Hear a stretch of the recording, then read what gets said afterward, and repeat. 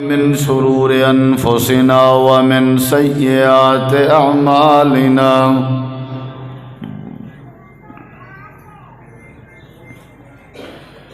من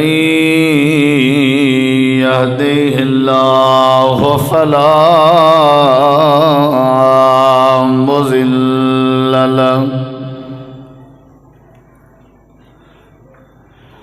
ومن يضلل فلا هادي له أشهد أن لا إله إلا الله وحده لا شريك له وأشهد أن محمدًا عبده ورسوله صلى الله عليه وسلم. أما بعد فأعوذ بالله من الشيطان الرجيم.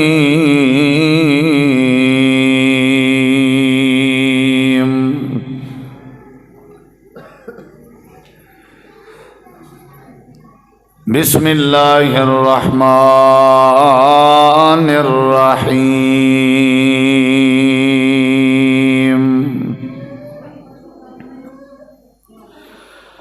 لقد كان لكم في رسول الله أسوة حسنة.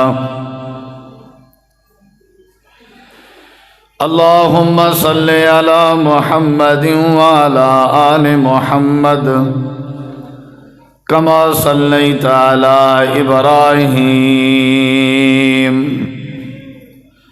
وعلى آل إبراهيم إنك حميد مجيد.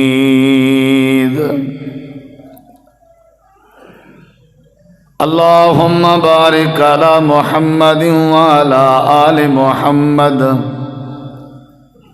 كما باركت على إبراهيم وعلى آل إبراهيم إنك حميد مجيد.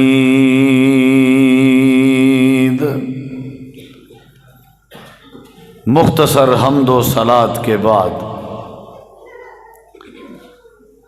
ذی وقار علماء کرام و معزز سامعین کرام، بزرگوں، دوستوں، بھائیوں، ساتھیوں، بامقصد خطابات آپ احباب سماعت فرما چکے ہیں. مختصر سے وقت میں چند معروضات اور چند گزارشات آپ احباب کی سماعت کے حوالے کرنا چاہتا ہوں. اللہ تعالیٰ سے دعا ہے کہ اللہ تعالیٰ شرح صدر فرمائے اور سننے سنانے کے بعد سمجھنے کی، پھر عمل کرنے کی توفیق بخشے. نبی کریم علیہ الصلاۃ والسلام نے اپنے ایک صحابی کو نصیحت فرمائی. نبی کریم علیہ الصلاۃ والسلام نے فرمایا: اذا اصبحت فلا تنتظر المساء واذا امسیت فلا تنتظر الصباح. جب تو صبح کرے تو شام کی انتظار نہ کیا کر، اور جب تیری شام ہو جائے تو جب شام کرے تو پھر صبح کی انتظار نہ کیا کر. اپنی شام کو زندگی کی آخری شام سمجھا کر اور اپنی صبح کو زندگی کی آخری صبح سمجھا کر. اسی طرح نبی کریم علیہ الصلاۃ والسلام کی ایک اور نصیحت. نبی علیہ الصلاۃ والسلام نے فرمایا: کن فی الدنیا کأنک غریب او عابر سبیل.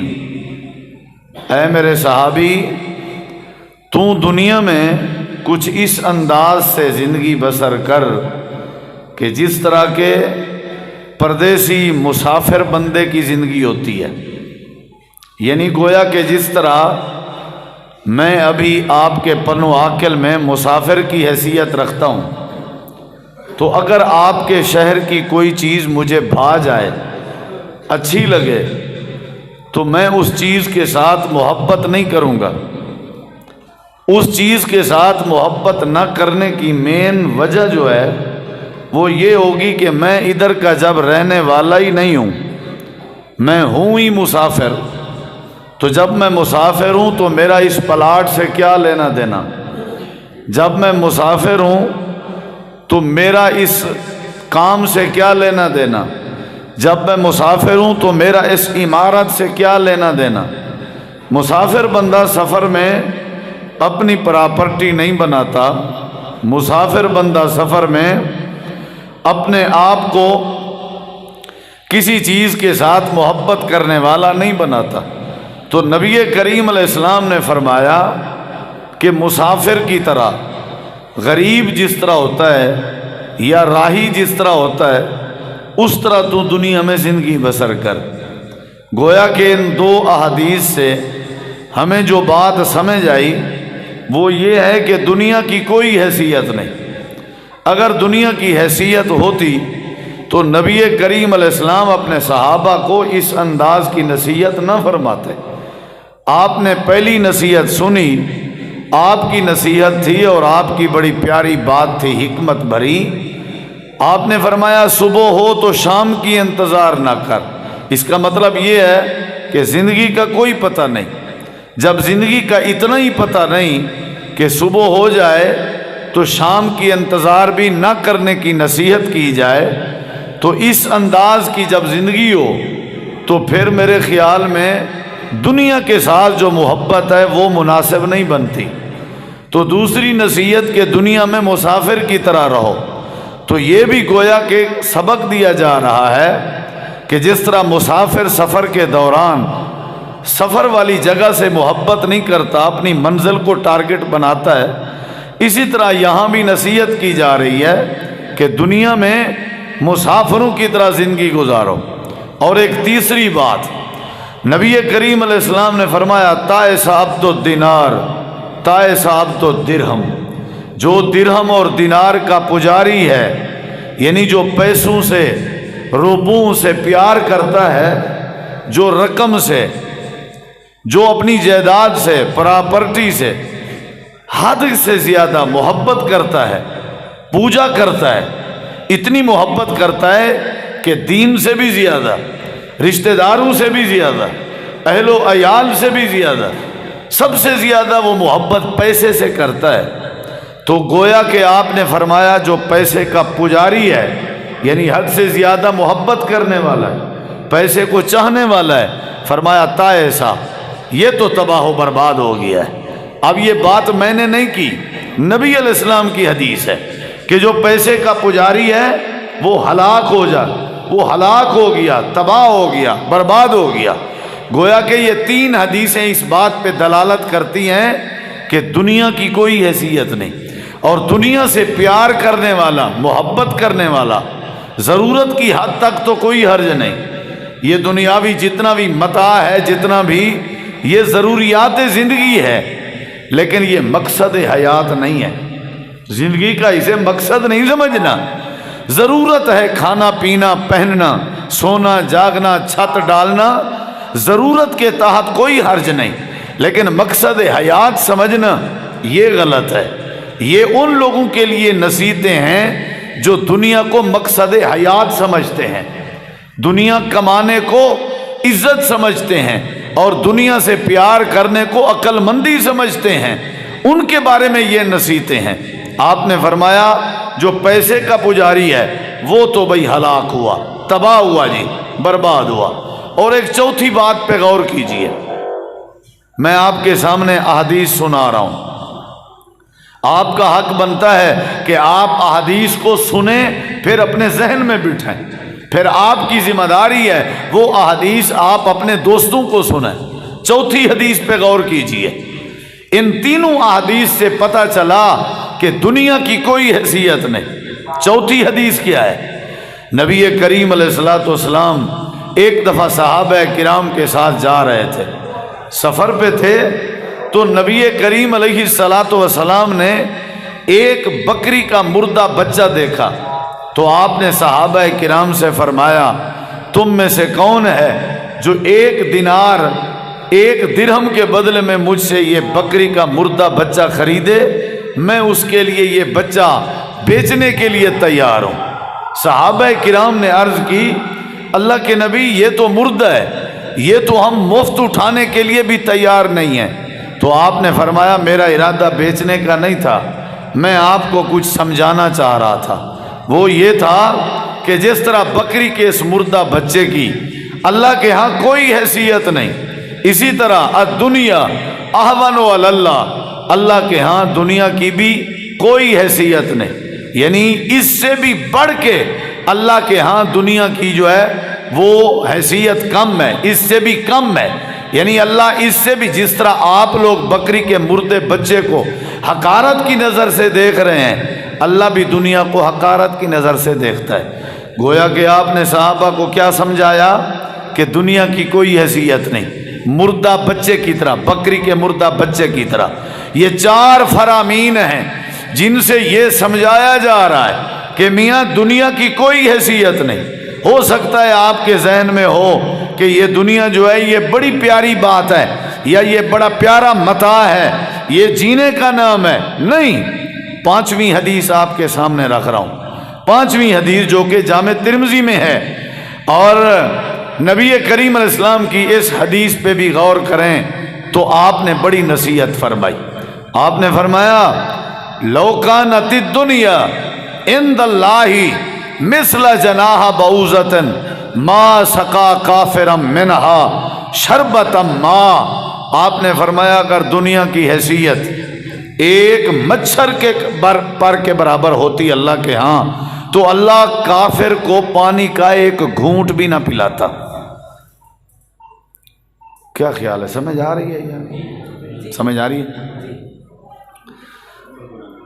چلو کتنی حدیثیں ہو گئیں؟ چلو بیٹا یہ دیواریں چھوڑ دیں، یہ گر نہ جائیں دیوار آپ کی ٹیک سے۔ ادھر دیکھیں بھائی جان، سستی کوئی یہاں ایک ساتھی میں جب آیا سو رہا تھا، اسے بھی اٹھا دیں۔ یہ ٹانگیں پھیلا کے ٹیک لگا کے بیٹھیں گے، نیند ہی آئے گی اور کیا آئے گی؟ یہ تو نیند کو دعوت دینے والی بات ہے۔ ہمارا بھی دل بڑا کر رہا ہے نیند کرنے کو، لیکن قاری عثمان صاحب نہیں کرنے دے رہے۔ تو آپ ایسے بس تقریر بھی سنتے رہیں، اور ایک تیر میں 2 کھیل ہیں، تقریر پہ حاضری ہے اور جسم کی حاضری ہے، دماغ کی نہیں ہے۔ ہر کوئی یہ دیکھ رہا ہے اب اس نے 10 بجے شروع کی ہے، پھر 11 بجے ختم کرے گا، پھر 11:30 کھانا کھائیں گے، پھر 12 تک 12:15 تک گھر پہنچیں گے، پھر صبح کیا کریں؟ اس چکر میں بیٹھے ہیں اکثر لوگ، حساب کتاب ہو رہا ہے۔ یہ نہیں کرنا، آپ نے میری طرف دیکھنا ہے اور توجہ سے سننی ہے بات۔ آپ نے فرمایا دنیا کی حیثیت ہوتی مچھر۔ مچھر کتنے وزن کا ہوتا ہے؟ مچھر کی مثال دی جاتی پھر بھی سمجھ میں آتا، مچھر کے پر کی مثال دی گئی، مچھر کے پر کے برابر بھی ہوتی۔ نبی علیہ الصلوۃ والسلام نے فرمایا اللہ کافر کو گھونٹ پانی نہ دیتا۔ یہ بات آپ کو سمجھ آئی؟ نہیں آئی۔ بات دنیا کی بتائی جا رہی ہے اور ادھر ذکر ہو رہا ہے کافر کو ایک گھونٹ پانی اللہ نہ پلاتا۔ اس کا کیا مطلب ہے؟ اس کا مطلب یہ ہے کہ کافر اللہ کا دشمن ہوتا ہے نا، تو اللہ اسے دے رہا ہے کہ نہیں دے رہا؟ کھانا پینا دے رہا ہے کہ نہیں دے رہا؟ تو جو چیز پیاری ہوتی ہے، مجھے ایک چیز پیاری ہے، گھڑی مجھے پسند ہے، کیپ مجھے پسند ہے، گاڑی مجھے پسند ہے، کوئی چیز مجھے پسند ہے، تو اپنی پسندیدہ چیز کبھی میں اپنے دشمن کو دوں گا؟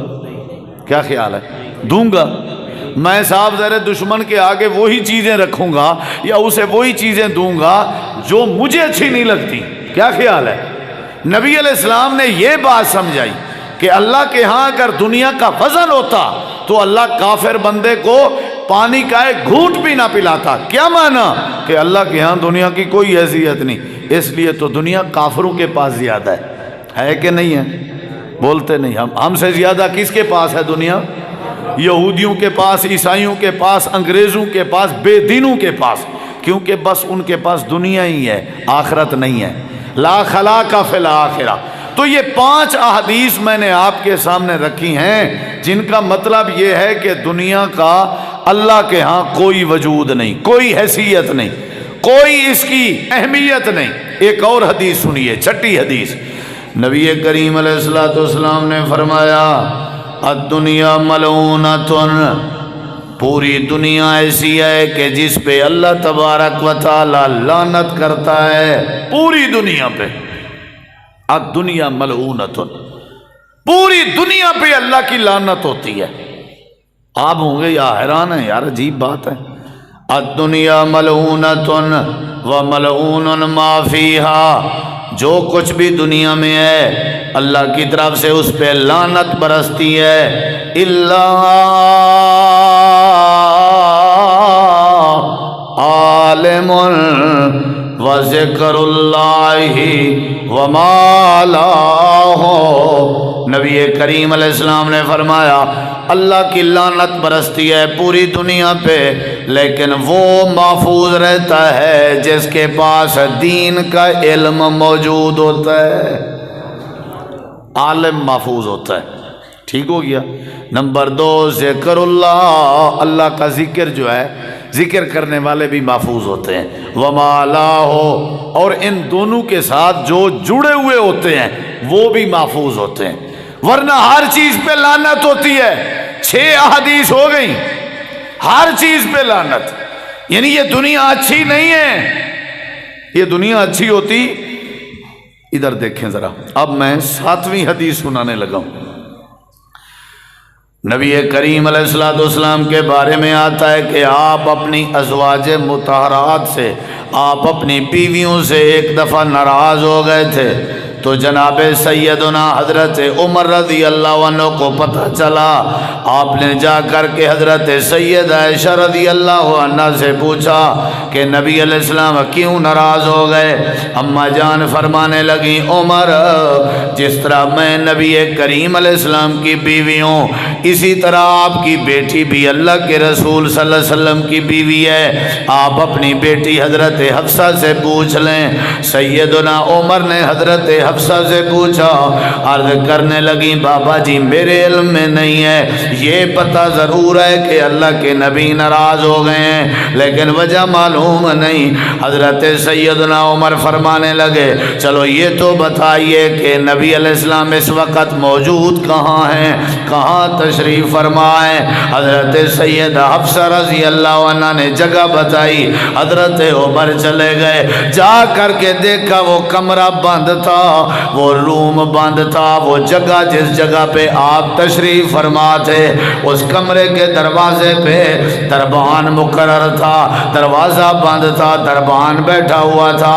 حضرت عمر رضی اللہ عنہ نے سلام پیش کیا، ساتھ ہی عرض پیش کر دی اللہ کے رسول صلی اللہ علیہ وسلم سے جا کر کے میرا میسج پیش کر دیجئے اور درخواست کیجئے کہ عمر آپ سے ملنا چاہتا ہے۔ سمجھ آ رہی؟ چلو زبان ہلانا شاید پابندی ہو، یہاں علماء نے لگائی ہو، سر تے بندہ ہلا سکدے، کو پر بھی نہیں ہلدا، کیا خیال ہے؟ بندہ نہ بابا ٹھیک ہے، یہ بن بریکی سبحان اللہ نہیں چاہیے، جتنا ضرورت ہوئے اتنا۔ میں ایک جگہ تے تقریر کی تھی، میں کہ اللہ قیامت علی بے نماز کو پکڑ کے جہنم دی وادی سٹے سی، بندہ بیٹھا ہوا کہ سبحان اللہ، اون دے لیدر شاٹن بریکاں شریکاں کہنا نا، کچی ڈرائیویں گئی ہوں دی۔ سبحان اللہ کی مجھے ضرورت نہیں، صرف توجہ کی ضرورت ہے۔ کم از کم بندہ کوئی بات سمجھ جو ہے نا، میری طرف دیکھیں، یوں تو کر دیتا ہے نا بندہ، کوئی سمجھ آ رہی ہے بھائی، ایسے بیٹھے ہیں جیسے، مطلب مجھے کیا پتا کہ آپ کا سانس نکل چکا ہے، آپ کو اٹیک ہو چکا ہے، کیا مطلب ایسے، مطلب نہ ایسے نہ تھوڑا سا بندہ مہمان نوازی کرتا ہے، مسکرا کے ملتا ہے، کیا خیال ہے بھائی؟ ہیں گھنٹہ ڈیڑھ تو میں تمہارے گاٹے آنا ہے انشاءاللہ۔ ہاں جی یہ سمجھ آئی؟ ہاں یہ تو سمجھ آئی اسی، توجہ میری طرف کریں۔ یہ کتنے نمبر کی حدیث ہے؟ 7ویں، یاد ہو رہی ہیں؟ طلباء سے تو میں نے سننی ہے نا جی، طلباء کے لیے یہ سمجھ لیں پیریڈ ہے، کلاس ہے، میں نے سننی ہے بھئی، کسی طالب کو بھی کھڑا کر سکتا ہوں۔ یہ وردی پہن کے آپ نے اپنے لیے اور مشکل بنا دی. مجھے پتہ چل جائے گا کہ کون کون ہے. ہو سکتا ہے جو سنائے گا اسے انعام دوں گا انشاءاللہ، جو نہیں سنائے گا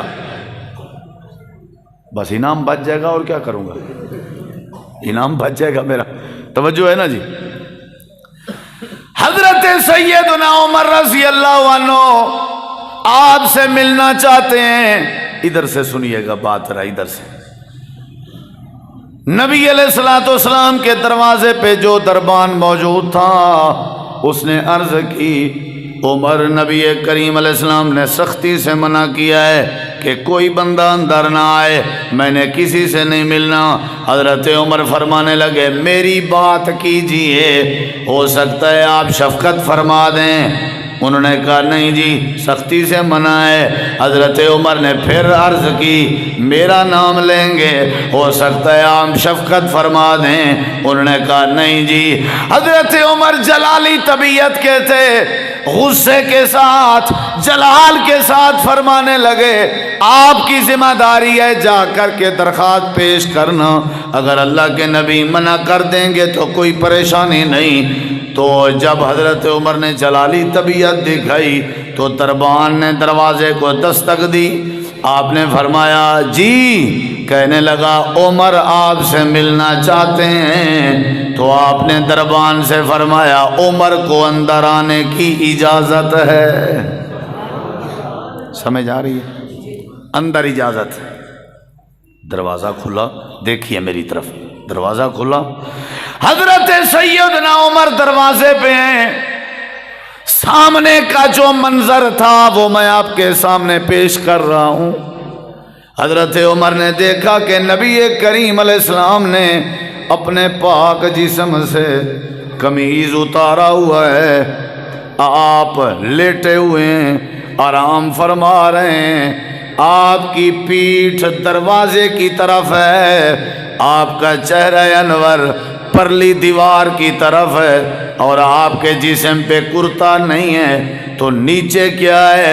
حدیث میں آتا ہے حضرت عمر نے دیکھا وَهُوَ مُزْتَجِعٌ عَلَىٰ حَصِيرِهِ، سید الانبیاء چٹائی بچھا کے چٹائی پہ آرام فرما رہے تھے. یہ کہنا آسان ہے، سننا آسان ہے، لیکن اس بات کا تصور کرنا بڑا مشکل ہے. اس کو سوچنا جب ہمارے ساتھ ہوگا ایسے پھر اس کا پتہ چلے گا. السلام علیکم یا رسول اللہ. وعلیکم السلام یا عمر. آپ نے سلام کا جواب دیتے ہی کروٹ تبدیل فرمائی. جو آپ کے جسم کا پہلو نیچے چٹائی پہ لگا ہوا تھا وہ اوپر آ جاتا ہے، اوپر والا حصہ جو تھا وہ نیچے آ جاتا ہے، اور آپ کا چہرہ دروازے کی طرف ہو جاتا ہے. حضرت عمر نے آپ کی پیٹھ اور آپ کے کندھے پہ دیکھا، چٹائی کے نشانات نظر آ رہے تھے. حضرت عمر کی آنکھوں سے آنسو آ گئے. امام کائنات نے فرمایا عمر تو رو کیوں رہا ہے؟ اللہ کے نبی کیسر و کسرا جو ہیں وہ بڑے بڑے اعلیٰ قسم کے بستروں پہ آرام کیا کرتے ہیں، ان کے پاس مخمل کے بستر ہوا کرتے ہیں، نرم و ملائم بستروں کا ان کے لیے انتظام ہوا کرتا ہے. اللہ نے آپ کو ساری کائنات کا سردار بنایا ہے، اللہ نے آپ کو ساری کائنات کا امام بنایا ہے. اے اللہ کے نبی آپ کے آرام کرنے کی کیفیت دیکھ کے عمر کا دل دکھی ہو رہا ہے. اگر مجھے اجازت دیں تو میں آپ کے لیے نرم و ملائم بستر کا انتظام کر دیتا ہوں. میرے نبی کریم نے فرمایا عمر اچھے بستر کی بات کر کے تو مجھے اللہ سے دور کرنا چاہتا ہے، دنیا کی محبت میرے دل میں پیدا کرنا چاہتا ہے. عمر یہ جگہ جی لگانے کی دنیا نہیں ہے، یہ جگہ جی لگانے کی دنیا نہیں ہے. دنیا کی خاطر رشتہ داریاں توڑنے والوں یہ جگہ جی لگانے کی دنیا نہیں ہے. دنیا کی خاطر ماں باپ کو جوتے مارنے والوں یہ جگہ جی لگانے کی دنیا نہیں ہے. دنیا کی خاطر खातिर अपनी बहनों को, दुनिया की खातिर अपनी बेटियों को मारने वालों, ये जगह जी लगाने की दुनिया नहीं है। ये क्या है? ये इबरत की जा है, इबरत की जा है, तमाशा नहीं है। कब्रिस्तान पे नजर मारो, पता चलेगा ये इबरत की जा है, तमाशा नहीं है। अस्पतालों पे नजर मारो, ये इबरत की जा है, तमाशा नहीं है। माजूरों पे नजर मारो, ये इबरत की जा है, तमाशा नहीं है। मांगने वालों पे नजर मारो, ये इबरत की जा है, तमाशा नहीं है। आपने फरमाया उमर, मैं दुनिया में जीने के लिए इस वजह से नहीं आया कि मैं दुनिया कमाऊं। अल्लाह कुरान में कहता है वमल हयातुद दुनिया इल्ला लाइबुन व लहव। अल्लाह फरमाते हैं दुनिया की मेरे नज़दीक कोई हैसियत नहीं, मेरे नज़दीक ये खेल तमाशा है। लिहाजा तुम्हारी भी जिम्मेदारी है, दुनिया से प्यार ना करो, अपनी आखिरत की तैयारी करते रहो। मैं अल्लाह दुनिया भी नसीब कर दूंगा, आखिरत भी खूबसूरत बना दूंगा। दुनिया है साए की तरह और आखिरत है सूरज की तरह। इधर देखो, सूरज हो 10, 11, 12 बजे का टाइम हो या 2, 3 बजे का टाइम हो, मेरी तरफ देखें भाईजान, प्यारे भाईजान, प्यारे प्यारे भाईजान, मीठे मीठे भाइयों, ज़रा मेरी तरफ देखो। सूरज इधर देखें, मैं समझा रहा हूँ। सूरज और साया, सूरज मेरे सामने है, मैं सूरज की तरफ देखूंगा अगर, तो साया किधर होगा? साया किधर होगा? आगे होगा? बोलते नहीं, पीछे होगा। अब मैंने सूरज की तरफ पीठ कर दी, सूरज की तरफ मैंने पीठ फेर दी, चेहरा इधर कर दिया उल्टा, तो अब साया किधर होगा? बोलो। अब मैं कोशिश कर रहा हूं कि अपने साये को पकड़ूं। मैंने हाथ लगाया, जूं ही मैं नीचे हुआ साया और आगे हो गया, हाथ नहीं लगाने दे रहा, पकड़ने नहीं दे रहा। अब मैं भागा ताकि साये अपने को पकड़ूं। जूं ही मैं भाग रहा हूं साथ साया भी भाग रहा है। कि नहीं भागेगा साया? हो सकता है आपका उधर ही बैठा रहे साया, भागता है ना। साया आगे, मैं साये के पीछे। मेरा जो साया है, मैं जैसे भागूंगा साया आगे। क्या ख्याल है? मैं पसीनो पसीना हो रहा हूं, साया मुझे पकड़ने नहीं दे रहा। साये के पीछे मैंने बड़ा जोर लगाया, साया मुझे जो है मेरे हाथ में ही नहीं आ रहा। आखिरकार इधर देखे मैंने ऐसे किया, थक गया। मैंने कहा दफा हो जाओ, मैं तुझे पकड़ता ही नहीं, दफा हो जाओ। मैंने रुख फेरा किसकी तरफ? बोले यार। मैंने कहा जब तू हाथ ही नहीं आता भाई दफा हो जा, जब हाथ ही नहीं आता भाई तू, बड़ा जोर लगा रहा हूं।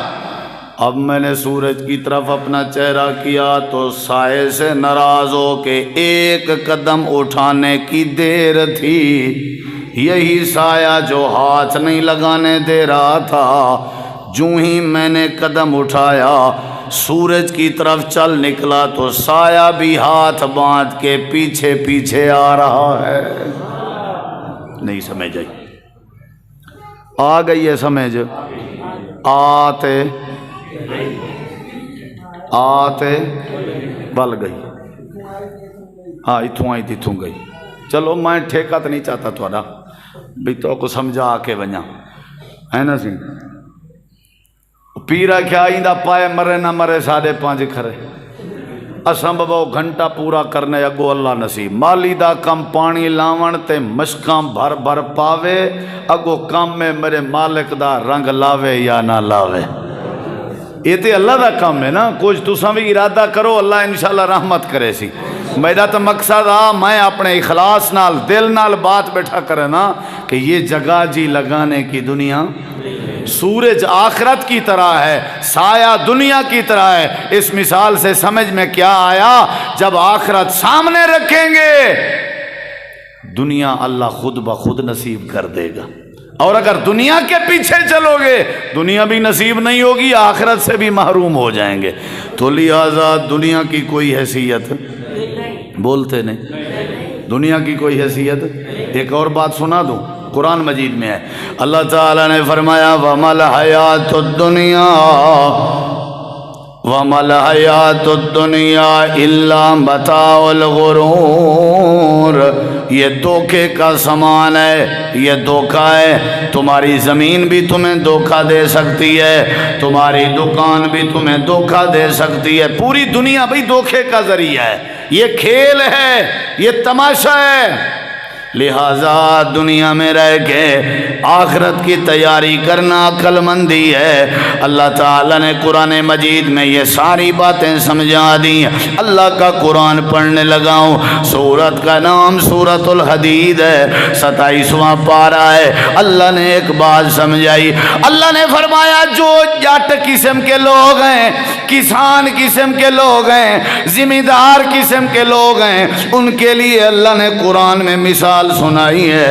اللہ فرماتے ہیں اے فصلیں بونے والو، اے اپنی زمینیں آباد کرنے والو، تمہاری فصلیں بھی بتا رہی ہیں کہ یہ دنیا عارضی ہے۔ کانک فصل گندم آپ نے بوئی، کیا خیال ہے؟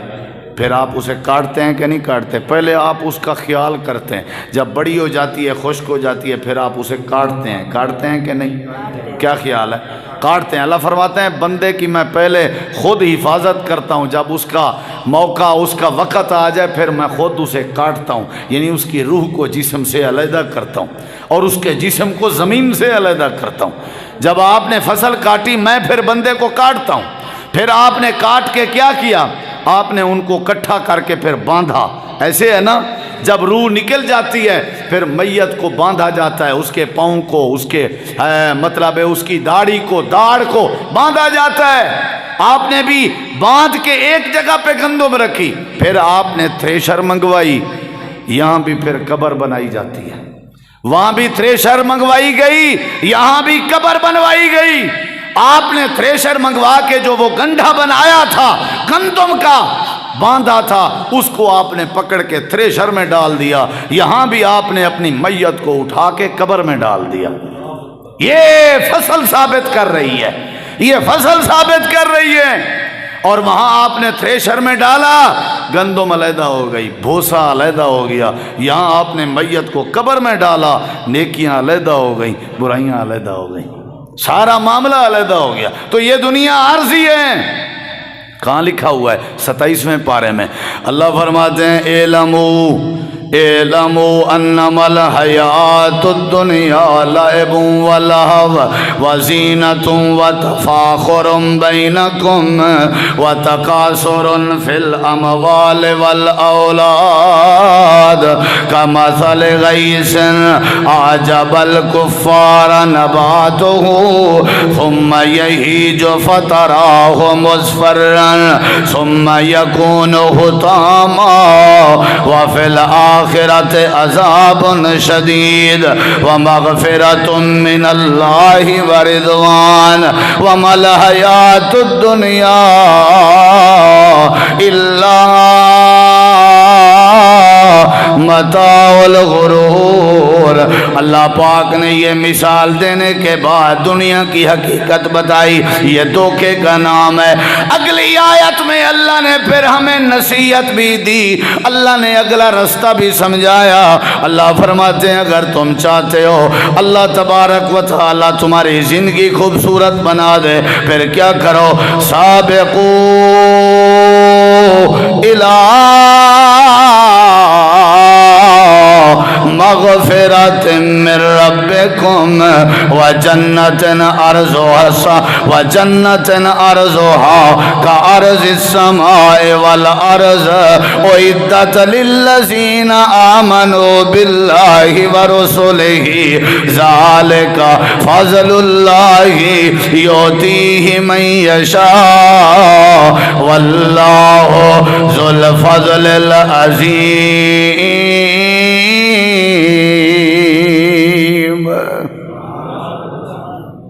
اچھا آپ نے دنیا اگر خوبصورت بنانی ہے آخرت بھی، تو کیا کرو؟ آخرت کی طرف آؤ، مغفرت کی طرف آؤ، بخشش کی طرف آؤ۔ وہ ایک بات مجھے یاد آ رہی ہے، حضرت یوسف علیہ السلام جب فوت ہونے لگے تو انہوں نے مسلمانوں کو نصیحت فرمائی تھی کہ اگر یہاں سے مسلمان ہجرت کر کے جائیں تو میرا لاشا مبارک، میرا وجود مبارک بھی قبر سے نکال کے ساتھ لے جانا۔ موسیٰ علیہ السلام کا جب دور نبوت تھا، سننے والی بات ہے، موسیٰ علیہ السلام کا جب دور نبوت تھا، قافلے کو ساتھ لیا، بنی اسرائیل کو ساتھ لیا، ہجرت کر کے جا رہے ہیں، جگہ چھوڑ کے جا رہے ہیں، تو آگے جا کے کیا ہوا؟ راستہ بھول جاتے ہیں۔ کوشش کی، دوبارہ پھر بھول گئے، پھر کوشش کی، پھر بھول گئے، پھر کوشش کی، بھول گئے۔ فرمایا یہیں خیمے لگاؤ، یہی انتظار کرتے ہیں، سوچتے ہیں پتہ نہیں کیا وجہ ہے، راستہ بار بار بھولا جا رہا ہے۔ تو پھر کیا ہوا؟ خیمے لگائے، پتہ کیا بھئی کسی کو کوئی بات ذہن میں ہو، یاد ہو یا کوئی بھولی ہوئی ہو تو بتاؤ۔ تو ایک بندے نے کہا جی سنا تھا کہ یوسف علیہ السلام نے نصیحت وصیت فرمائی تھی کہ جب یہاں سے مسلمان جائیں تو میرا وجود پاک بھی ساتھ لے جائیں۔ تو اس کا مطلب ہے ہم جب ان کو ساتھ نہیں لے کے جا رہے، ہو سکتا ہے اس لیے اللہ ہمارے سے راستہ بھلوا رہا ہو۔ سمجھ آ رہی ہے کہ نہیں؟ ہو سکتا ہے، ہو سکتا ہے۔ انہوں نے کہا جی یوسف علیہ السلام کی قبر کہاں ہوگی؟ موسیٰ علیہ السلام نے پوچھا یوسف علیہ السلام کی قبر کہاں ہوگی، ہے کسی کو پتہ؟ انہوں نے کہا جی ایک بڑھیا عورت ہمارے قافلے میں موجود ہے جو ہم میں سے سب سے بڑی عمر کی عورت ہے، ان سے پتہ چلے گا۔ آپ نے ایک قاصد بھیجا، جا کر کے وہ بوڑھی اماں کے خیمے میں گیا اور فرمانے لگا، کہنے لگا موسیٰ علیہ السلام نے مجھے بھیجا ہے، تو آپ کو یوسف علیہ السلام کی قبر کا پتہ ہے؟ تو ماں جی نے کہا جی مجھے پتہ ہے۔ تو موسیٰ علیہ السلام فرما رہے ہیں وہ پتہ بتا دیں۔ بوڑھیا عورت کہنے لگی ایسے بتا دوں؟ فرمایا اماں جی کیسے بتائیں گی؟ فرمایا موسیٰ علیہ السلام کو جا کر کے بتاؤ میری 2 شرطیں ہیں، وہ اگر پوری کر لیں تو میں بتاؤں گی، ورنہ نہیں بتاؤں گی۔ بڑھڑے شالا زید نہ کرن، کیا خیال ہے؟ انہیں دا جڑا زید دے نا توبہ میرا اللہ۔ ہر مسجد میں ایک مولوی کی میں نے وہ ایک تقریر سنی، ثاقب صاحب، قاری عثمان صاحب، اس نے کہا ایک جماعتی بزرگ تھا وہ مجھے بڑا تنگ کرتا تھا، بڑا، بہت زیادہ، چابیاں پھینک دینی، کبھی کیا کبھی کیا۔ میں نے ایک دفعہ ڈرائیور کو کہا بھی آج گاڑی نہیں نکالنی، پروگرام پہ نہیں جانا، خصوصی کام ہے۔ رات کو عشاء کے بعد میں نے 100 رکعت نفل کی نیت کی۔ کس لیے کی یہ اللہ جانتا تھا، وہ تو آپ کو بھی پتہ چل گیا ہوگا۔ 100 رکعت نفل کی نیت کی، کہتے ہیں میں پڑھتا گیا، اس بابے کا نام تھا شیدہ، چاچا شیدہ، رشید نام تھا تو بولتے تھے چاچا شیدہ۔ تو ابھی کہہ رہے تھے کہ 40-50 نفل ہوئی تھیں تو کسی نے نا دروازہ دستک دی۔ میں نے پیچھے سے پوچھا بھی کون؟ اس نے کہا استاد جی میں شیدے کا بیٹا ہوں، تو اطلاع دینی تھی میرے ابا جی فوت ہو گئے ہیں۔ میں نے کہا الحمدللہ، یعنی نیت میں نے 100 رکعت کی تھی، وہ 40 پہ ہی پورا ہو گیا کام۔ اور پھر وہ کہنے لگے کہ اگر کسی مسجد میں اس طرح کا کوئی بابا کسی خطیب کو تنگ کرے تو صرف 100 نفل، جس طرح بس میں نہیں کہا جاتا 5 روپے کی پھکی، صرف 10 روپے کی پھکی، وسیم بھائی 10 روپے کی پھکی، صرف 100 رکعت، یہ سارے شیدے مر جائیں گے۔ نہیں سمجھ آئی؟ کیا خیال ہے؟ تو اس نے کہا جی میری شرطیں ہیں۔ واہ جی واہ۔ موسیٰ علیہ السلام نے کہا چلو جی چلتے ہیں، اماں بڑھیا کی شرطیں دیکھتے ہیں۔ جی اماں جی آپ کی کیا شرطیں؟ سب کے ذہن میں یہ تھا کہ اماں جی بولیں گی کہ مجھے کچاوا بنا دیں یا میرے لیے سواری کا انتظام کر دیں۔ ادھر دیکھیں، کہنے لگی موسیٰ کلیم میری پہلی شرط یہ ہے کہ تم وعدہ کر، ضمانت دے کہ اللہ مجھے اپنی جنت نصیب کرے گا۔ اللہ کی قسم کتنا مزہ آ گیا، ذوق کتنا تھا، آخرت کی فکر کتنی تھی۔ اے اماں جی میرے بس میں نہیں ہے جنت دینا، اللہ کی ذمہ داری ہے۔ فرمایا مجھے نہیں پتا بیٹا، اتنا جانتی ہوں تو کلیم اللہ ہے، اللہ کا کلیم ہے، اب اللہ سے بات کر، اگر یوسف نبی کی قبر کا پتہ ضرورت ہے تو وعدہ کر کے اللہ مجھے جنت دے گا۔ تو حضرت موسیٰ علیہ السلام نے اللہ سے بات کی، اللہ نے فرمایا میرے پیارے نبی اتنے بڑے شد و مد سے ذوق شوق سے میری جنت کا سوال کر رہی ہے، دے دے ضمانت، میں اللہ نے اپنی اس بندی پہ جنت کو واجب کر دیا ہے۔ آخرت کی فکر ہو تو اللہ تو دینے کے لیے تیار ہے۔ اماں جی مبارک کو جنت واجب ہے، دوسری شرط اس نے کہا میری دوسری شرط یہ ہے موسیٰ کلیم علیہ السلام اللہ سے درخواست کر، اللہ مجھے جنت میں اپنے کلیم موسیٰ کا پڑوس نصیب کر دے۔ حضرت موسیٰ علیہ السلام نے اللہ سے بات کی، اللہ نے کہا جا میرے پیارے کلیم ضمانت دے دے، اعلان کر دے، جو آخرت کی فکر کرتا ہے میں اللہ کریم اسے جنت بھی نصیب کرتا ہوں اور اپنے نبی کا پڑوس بھی نصیب کرتا ہوں۔ میں اللہ نے اس بندی کو موسیٰ کلیم کا ہمسایہ بنا دیا ہے۔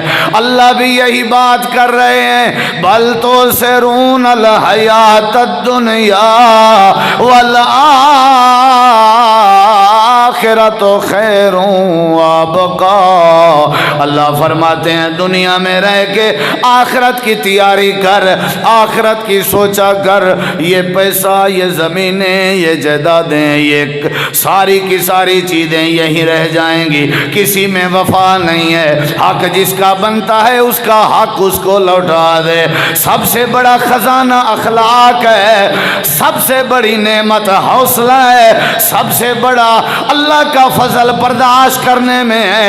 آپ اللہ کی مخلوق سے محبت کرتے جائیں اور حق والے کا حق دیتے جائیں، دنیا میں رہ کے آخرت کی تیاری کریں، اللہ دنیا بھی سونی کر دے گا، اللہ آخرت میں بھی کامیاب فرما دے گا۔ یہ ساری کی ساری دنیا عارضی ہے میرے بھائی، کیا ہے بھائی؟ بولیں بھائی، عارضی ہے کہ نہیں؟ لہٰذا یہ پیسہ، یہ مال و متاع، اس کو حیثیت نہ دیا کرو، اللہ خود بخود دیتا ہے۔ یہ جو دیندار لوگ آپ کو نظر آ رہے ہیں، دین کے حافظ، قاری، علماء، ان کی تنخواہیں کم ہوتی ہیں، ان کے ماشاءاللہ معاملات زیادہ ہوتے ہیں، مصروفیات زیادہ ہوتی ہیں، ان کے اہل خانہ زیادہ ہوتے ہیں، افراد ان کی فیملی کے زیادہ ہوتے ہیں، لیکن پھر بھی ماشاءاللہ یہ خوش و خرم رہتے ہیں، اللہ پہ شکر گزار رہتے ہیں، اللہ ان کو دنیا بھی دیتا ہے، اللہ نے ان کی آخرت بھی سونی کی ہوئی ہے۔ ان کی ذمہ داری یہی ہے کہ ہم نے لوگوں کی بھی آخرت ٹھیک کرنی ہے، اپنی بھی آخرت ٹھیک کرنی ہے، اور جو آخرت کی ٹھان لیتا ہے، تیاری آخرت کی کرتا ہے، مطمع نظر آخرت بناتا ہے، اللہ اس کی دنیا بھی ٹھیک کر دیتا ہے، آخرت بھی ٹھیک کر دیتا ہے۔ تو میرے بھائیو یہ مختصر سا میسج تھا کہ ہمیں دنیا سے دل نہیں لگانا۔ کیا خیال ہے؟ لگائیں گے؟ میں آپ کو اپنے علاقے کی بات بتاؤں، یہ کب کی بات ہے؟ یہ میرے خیال میں 15-20 دن پہلے کی بات ہے۔ وہ جو فصل میں پانی نہیں لگایا جاتا، سرکاری پانی، سیو پانی جسے کہا جاتا ہے، نہری پانی، اس پانی کی باری تھی، پانی کی باری تھی۔ اس نے کہا میری باری ہے، اس نے کہا میری باری ہے، تو میں ہوئی، جھگڑا ہوا، مسجد میں بیٹھا ہوں، 8 بندے قتل ہو گئے۔ کتنے؟ 8۔ 3-4-5 سال پہلے ایک جگہ پہ نا آٹے کے تھیلوں کا ٹرک آیا سیلاب زدگان میں تقسیم کرنے کے لیے، ایک آٹے کے تھیلے کی وجہ سے جھگڑا ہوا، 3 قتل ہو گئے تھے، 3 قتل ایک آٹے کے تھیلے کی وجہ سے۔ اور پھر کیا ہوا؟ پھر وہ 3 قتلوں کا بدلہ ہوا، پھر انہوں نے 3 قتل کیے ہیں۔ تو خاندان کیا تھا؟ وہ جو پہلے 3 قتل کرنے والے تھے وہ ماموں گھرانہ تھا، اور قتل ہونے والے بھانجا گھرانے تھے، اور اب جو ہیں وہ قتل کرنے والے بھانجا گھرانے اور مرنے والے جو تھے وہ ماموں گھرانے کے تھے۔ اور ہمارے علاقے کی بات ہے، اکثر بھائی جو ہیں وہ سارے ملازمت کرتے ہیں، اتوار کو سارے آ گئے ابائی اپنے علاقے میں، تو وہاں نا وہ زمین کی فصل دیکھنے لگے۔ 2 بھائی تھے، تو کھجور کا جو درخت تھا وہ 2 بھائیوں کی زمین کے درمیان میں تھا، ہیں اس پہ تھا، اس نے کہا یہ میری طرف ہے، اس نے کہا یہ میری طرف ہے، اس نے کہا اس کے بھی بچے تھے، اس کے بھی بچے تھے، تو میں تکرار ہوا، جھگڑا ہوا، تو اس نے اس پہ وار کیا، اس نے ایک بھائی موقع پہ ختم ہو گیا، دوسرا ہسپتال میں جا کے ختم ہوا، کھجور کا درخت ادھر ہی کھڑا ہوا ہے۔ آپ جس سے نہیں بولتے، آپ نے جس سے قطع تعلقی کی ہوئی ہے، جس کی وجہ سے، زمین کی وجہ سے، پیسے کی وجہ سے، جائیداد کی وجہ سے، وہ جائیداد، وہ زمین، وہ پیسہ آپ کی وفا میں بھی نہیں آنا، وہ تو عارضی چیز ہے، وہ تو دھوکے کی چیز ہے۔ سب سے بڑی دولت اخلاق ہے، سب سے بڑا سرمایہ مسکرا کے ملنا ہے، اور سب سے کامیابی یہ ہے کہ بندہ اپنی آخرت کی فکر کرے، آخرت کی فکر کرے۔ قرآن کہتا ہے جس نے دنیا کو ترجیح دی آخرت پر، وہ تو تباہ و برباد ہوا۔ وآثر الحیات الدنیا، اوے جس نے دنیا کی زندگی کو ترجیح دی وہ تو تباہ و برباد ہوا۔ لہذا تم نے ترجیح دینی ہے کس کو؟ آخرت کو، دنیا کو نہیں دینی۔ اللہ تمہارے سارے معاملات ٹھیک کر دے گا۔ بھائیو، غصہ کرنے کی ضرورت نہیں، کسی سے ناراض ہونے کی ضرورت نہیں۔